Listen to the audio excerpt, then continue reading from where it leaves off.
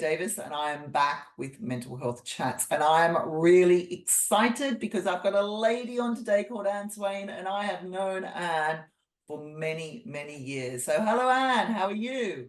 I'm fine, Claire. Thank you. Thanks for having me. And thank you so much for being a guest because I know how busy you are. And what we're looking at today, and the reason why I asked you to be a guest is because I know that you work with a lot of different organizations and leaders. So we're looking at how happy, thriving teams can increase staff retention rates. So first of all, just quickly, who is Anne Swain? Well, I am the chief exec of APSCO Global, and APSCO is the Association of Professional Staffing Companies. So we're the trade body for that professional recruitment organisation, both here in the UK, but we have offices in Australia, in Germany, in Singapore, and watch this space expanding. And we also run Outsource, which is the trade association for the RPO MSP outsourcing market globally. Wow. So my goodness, you must have a lot of experience. So tell us a bit about your experience, Anne. This is amazing. Well, it sounds like you're suggesting I'm old, and indeed I am. So I graduated a pretty long time ago and went into the recruitment market as a graduate trainee, fell into it accidentally. And from a long career within recruitment and HR, I then set up a training business called Learning Curve, sold that to a huge recruitment company before creating APSCO. And weirdly, that was 25 years ago. So in founding it all that time ago, I thought I'd stay for a year and get a proper job, but it seems I was happy and fulfilled in my job and with the team, and I was retained. So I've stayed for all that period of time. Crazy, but true. Amazing. And I joined Learning Curve just after you left. You did. To come into the office, which was lovely, absolutely lovely. So you've obviously worked with a lot of teams. So what are the benefits of a team to perform at their best? I think the big thing with teams is to have, and the same with individuals actually, but I think it's to have an environment where people understand what the purpose is. And look, if you look at millennials that were all about flexibility, they were all about understanding what they're doing and having an entrepreneurial spirit. If we look at younger people coming through, that being socially aware, politically aware, and having a real purpose and understanding the values of their business and the teams, I think gives you a cohesive group. I think any company needs a people strategy, whatever size you are.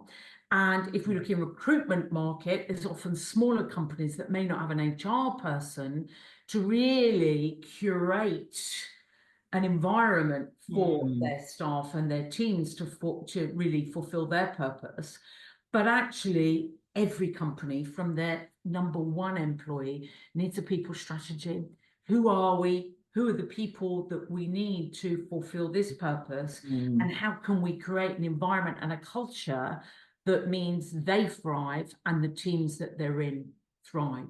So I think it's about understanding what the whole reason, the raison d'etre of the business is about. And I think if you're a leader, you can forget that. You get bogged down in the day-to-day, and a director bogged down, if you're not careful, in strategies to expand here or make more profit there or whatever else, or survive sometimes here.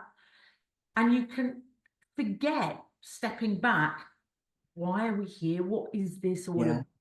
And I think if you work that out and the people that you want to achieve those things, then you can create great team structures with good managers that can manage those teams in an appropriate way. More difficult when people are doing a lot of work from home, much more difficult. Yeah. But it can happen. And if you develop people and all that kind of stuff, including obviously your managers, then you can have thriving teams. Definitely. And that's what we're aiming at, thriving teams. And I love the fact that you've said a few times people strategy, because our people are our biggest asset. They Totally. really are. We put so much money and time into people.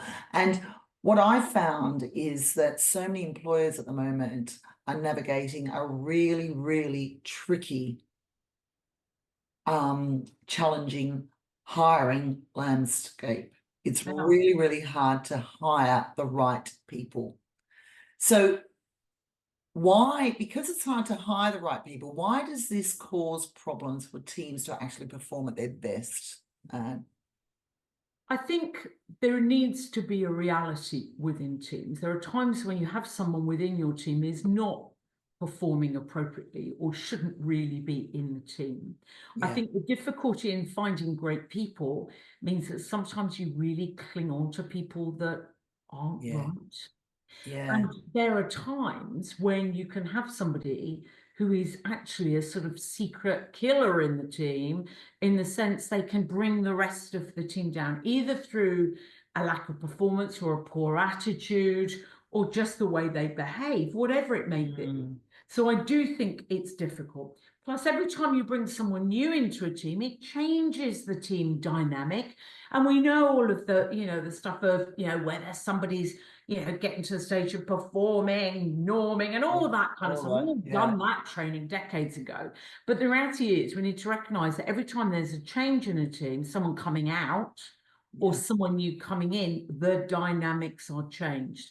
And I think sometimes we don't, especially with pressure to perform, we don't always take enough care over introducing people to the team.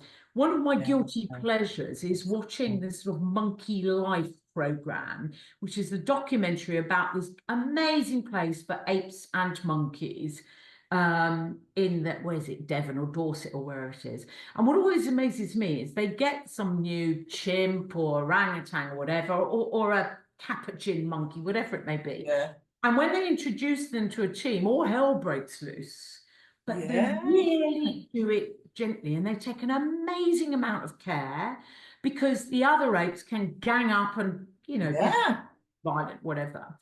And it's always occurred to me, I'm not sure we take that much care when we put someone new in a team. yeah, We interview them, we select them, we interview them, and we introduce them, and then we can go away and let it yeah. happen. Whereas actually, if in a wildlife sanctuary they take the amount of effort they do, should we not consider every time we add someone new or someone comes out of the team, what the team dynamic is?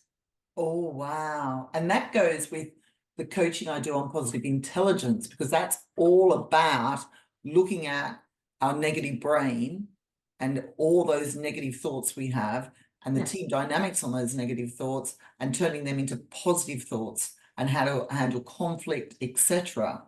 So let's think about, the coaching I do and the performing stage that you've mentioned. So how can we get our teams to work together so that they maximize their potential to keep them happy so they actually stay? So it's all about maximizing the potential and the happiness. I think, again, I'm going to step back to this people strategy. It's know who you are, Yeah, the business value is. Why do we exist as a business? yeah, And actually remind yourself on a regular basis and communicate that appropriately. mm, Recruit the people that get that and want to buy into the value, and then make sure they have a platform from which they perform. And I think providing the platform is all about a common purpose. It's all yeah, about communicating that, as I've said.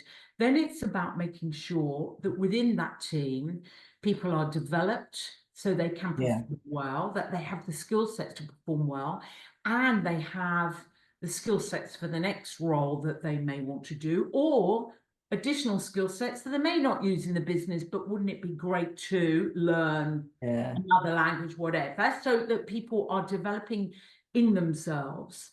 Create opportunities for them to add value to the team with ideas coming about and whatever. Make sure they recognize fairness, and the companies yeah, seem to be fair, appropriate, inclusive, all the stuff that that we know we need to do. There's no question about it. Yeah. But make sure that we demonstrate it. Yes. I think that's what's important. Yeah. What I would also say is I think some companies, if they're not careful, can be so focused on this team and that team and this team that they can make silos of teams. Yes. That means the Yes. teams might work, but there isn't enough interaction between the teams. So I think you need to have bridges between teams as well as teams working and functioning brilliantly at what they're doing. Because the reality is it's more difficult than it's ever been.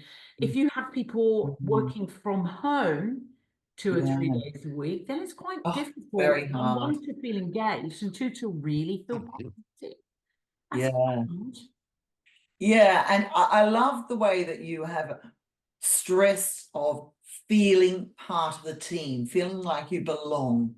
Because if people feel like they belong, then when you talk about the values, you'll bring them along with the values. Then when you talk about your mission statement, you'll bring them along with the mission statement. And we all want to be part of a successful story.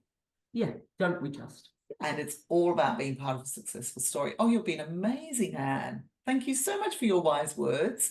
Is there anything else you'd like to add before we close off about happiness and teams? Well, happiness, I'm going to pick up. I have kind of maybe different views on that. And I believe that individuals own their own happiness.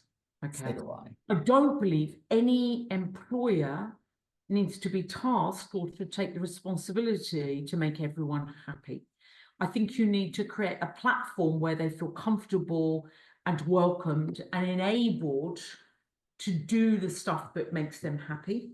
But I think people own their own happiness. And I think happiness is as much about expectation management as it is about anything else. Because let me tell you, if your husband you think's forgotten Valentine's Day and nothing's happening and you get a bunch of garage flowers, you're happy. If the same husband, your expectation is they're buying you a diamond ring on Valentine's Day and they buy you garage flowers, you're pretty miserable about it. And that's the same bunch of flowers. So the reality is, if we promise people stuff we need to deliver, and whatever that may be, if we promise them an environment where they can grow, we need to deliver the development for them to grow. We need to deliver the opportunities for them to grow into, and we can create that. And I do feel that happiness can definitely be a hygiene factor or something that can make you miserable if work doesn't keep doing all the stuff it should be doing. Yeah. But it doesn't guarantee happiness. I think individuals own that. And I don't think working environments should be taking that on as their responsibility, actually. I absolutely love that. And I love the fact that you have mentioned the hygiene factors with Hertzberg's hierarchy of needs, Hertzberg's two-factor theory. It's so, so powerful. Not Maslow's hierarchy. It was Maslow's hierarchy. Maslow's hierarchy, Hertzberg's thing at the top. Theories. But the two-factor, the hygiene factors, they become a demotivator if you don't have them. So if you don't have the methods to help people be happy, they will become unhappy. But we need the motivators to help them, but we can't have the responsibility of leaders that we're going to make everyone happy. People need to get their own mental fitness, and that's what my positive intelligence coaching is all about. Definitely. Definitely. Well, I think that adds real value. It definitely does. So thank you so much, Anne, for your wise words and for that extra bit on happiness. I love that. And I'm sure there's a lot of people who would love to get in touch. So where can people actually find you, Anne? Well, they can email me at anne.swain, no E's anywhere, at apsco.org, or just come to the APSCO website and have a look. We are a trade body for the recruitment market, but we do deal with individuals if they need some help. So anyone can come to us. We're pretty open, actually. Oh, you've been wonderful. Thank you for your wise words, and thank you very much for informing us how to bring teams together, because we want to aim to bring our people, our biggest asset, together. Thank you and take care. Thanks, Claire. Thanks for having me.